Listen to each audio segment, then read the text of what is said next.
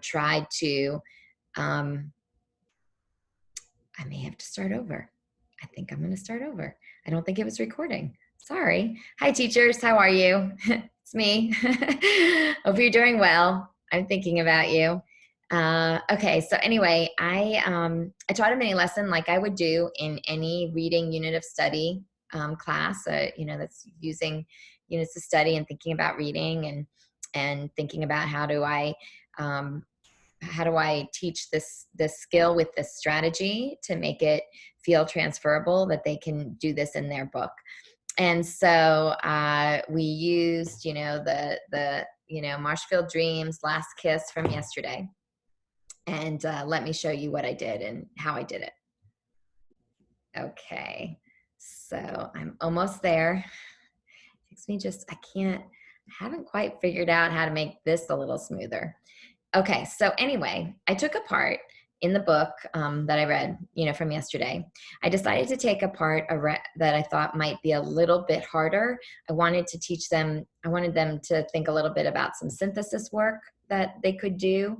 So I decided to teach something in sort of the middle of the book, right? So I decided to share the part, and you can look at it if you want to look at the lesson, in the kids section. You could see it and duplicate it exactly with your kids. But I shared this one part that had to do with like the second time he approaches his dad, right? And he gives him a hug, not a kiss. Shakes his hand the first time, hug the second time. That felt like a part where, okay, we're seeing some pattern happening here, so we should have some feelings, going on. And then, I went back to this feeling chart, and I gave them a strategy. So my teaching point was readers pay attention to the character's feelings, right? And so the strategy was, study actions and words across a chapter or chapters, right? Actions and words, study them and ask, what might the character be feeling now? And ask, is this an up or a down feeling? Using our grid here, up or down feeling. And then is it a high or low energy feeling? And I'm very interested in this piece, and I think this will really help them pay closer attention to feelings and what their characters are feeling. I think this has really helped them think a little bit about a high energy or low energy. And I'm gonna, as I'm studying this, I'm gonna be paying close attention to it, but automatically today what occurred to me is it feels like a high energy.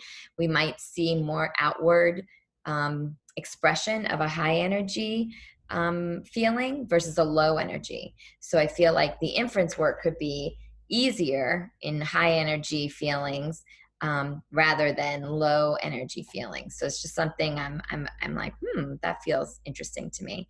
And then, then what is the exact word? Once you figure out on the grid, where are you? Then what is the exact word or words, really? And then jot it on a Post-it, naming those feelings and why. And then I just showed, Ralph is feeling disappointed and discouraged. And I really tried to teach into a little of that vocabulary, like, why do I feel disappointed versus disgusted? So teaching a little bit about why did I pick those words, why 2 words, it feels like a little bit of a pattern. So maybe he's becoming a little disappointed now that dad's not going to be, kissing him anymore. So I think that that's interesting. I may do more or slow that down tomorrow as I think a little bit about this. I think it's important to think a little bit about, even as I'm teaching this, I'm learning about some strategies that could be more of a scaffold for kids, depending on their vocabulary knowledge.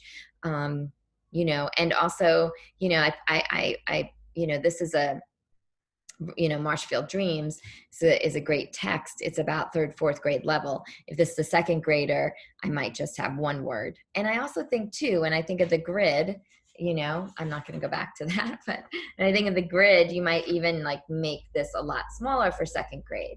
My videos are really for 2nd grade through 8th grade. So I'm kind of,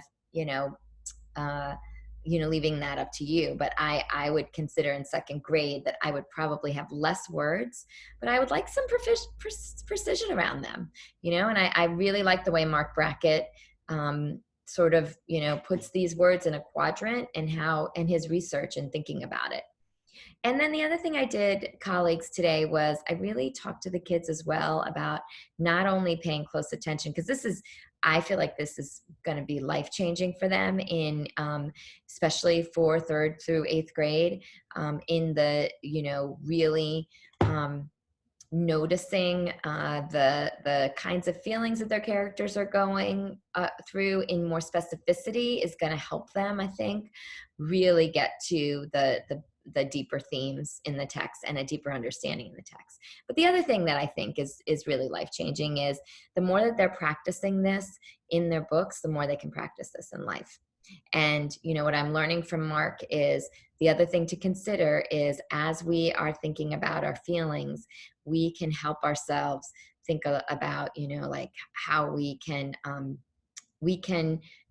kind of like help ourselves become a little bit more aware of what we're feeling, and maybe help ourselves so the feelings don't get worse. And I think that's a really interesting thing. I'm not quite done reading his book. Sorry, I don't have it here. It's over back on my table. You don't want to see all those Post-its anyway. It'll just give you hives. But I'm learning more about how helpful it is for us to pay attention to our feelings, and and accepting them, not judging them, noticing when they come up for us, and how to help have we're going to experience all of the feelings in all the quadrants always, but I think there also is a way to get to that peaceful place as we're paying more attention to our feelings. So anyway, teachers, colleagues, friends, be well, take care of you. I love you. See you tomorrow.